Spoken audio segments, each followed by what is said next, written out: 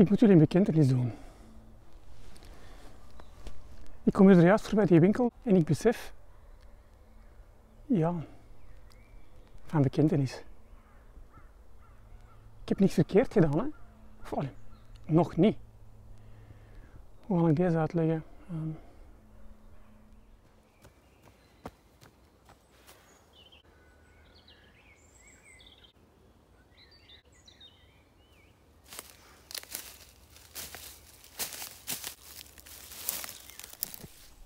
Hi, welkom bij de James.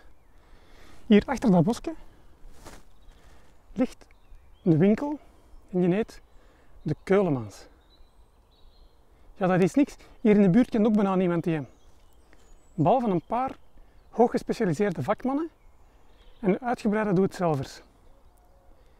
Maar ik heb daar wel een probleem mee, het is te zeggen. Hoe is dat gekomen? Ja, hoe komt zoiets? De maat van mij had ze nog opnieuw laten aanleggen en daar reed nu zo'n automatisch grasmachine over.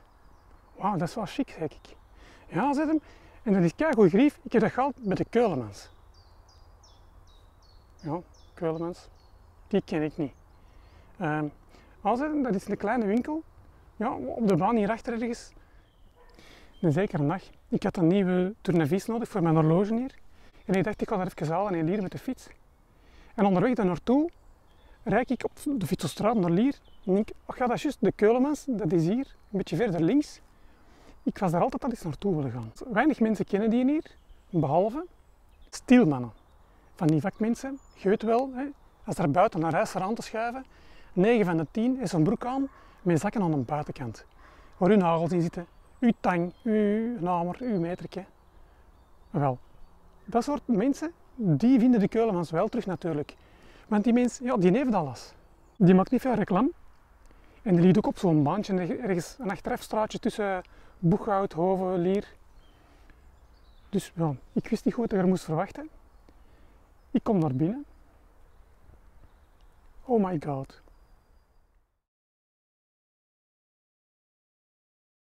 Toen ik op de NIF zat, dan werkte ik voor de mensen die toen de proms organiseerden en nu het Sportpaleis rennen. En ik ging daar eigenlijk naartoe al mijn vrije uren. Ik zat eigenlijk meer daar dan in de les, maar dat moeten mijn ouders niet weten. Dus de bureau noemden wij dat, op de bureau. Ik werkte dus op de bureau en beneden hadden die een magazijn en dan boven de kantoren. Helemaal van boven was voor een telefoon voor de tickets te bestellen, daaronder de persteksten, management en helemaal van onder het magazijn. Ik werkte daar om de foldertjes te versturen, dan konden mensen bestellen. Dan stuurde ik de facturen op en uiteindelijk de tickets. Dat was dus een heel machinerie voor brieven te plooien, tickets te snijden, in enveloppen te steken, postzakken toe te binden. En ik ruim daar ook altijd een beetje op.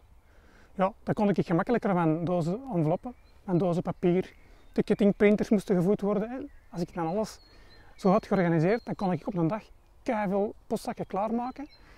En dan ging dat goed vooruit natuurlijk. Maar als je daar dan een tijd niet was geweest, ja, leveranciers komen van alles afzetten en dat stapelt zijn eigen op. Of er is een concert geweest en ze brengen een overschot terug, dat dumpen ze in een magazijn. Na de examens was dat meestal het meest chaotische en daar ruimde ik dat op. Ik had er keiveel plezier van en die mensen apprecieerden dat. Ik had er dan ook een bijnaam, Mr. Dynamite. Niet dat ik van colère ontplofte of zo, hè. Nee, maar wel de energie die vrijkwam. Elke keer als je er terug binnenkwam, ik kon mij daar echt uitleven. En die hadden dat gemerkt en die vonden dat schattig. Dus die hadden mij een t-shirt gegeven met zo'n grote boom opgetekend. Iedereen zijn naam erbij gekribbeld. En dat was vanaf dat mijn bijnaam.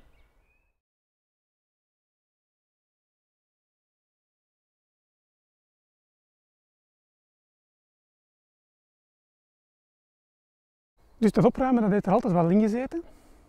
En nu kom ik bij die Keulemans binnen en ik zie dat dat daar niet te doen is. Als je daar nog niet geweest bent, wel, die Keulemans dat heeft 2 grote magazijnen, links met wat glas, hè, er staan heel veel machines. En dan meer rechts wat donkerder. En in die donkere muur is een klein deurtje. Daar gaan we naar binnen.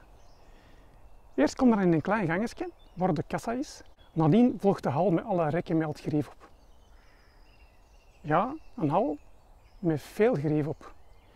Die Keulemans, die heeft alles.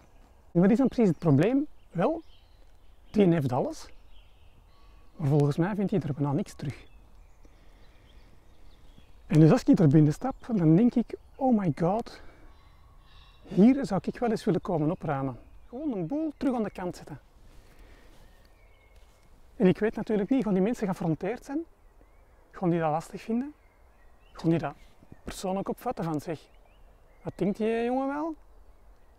Maar ik doe dat graag.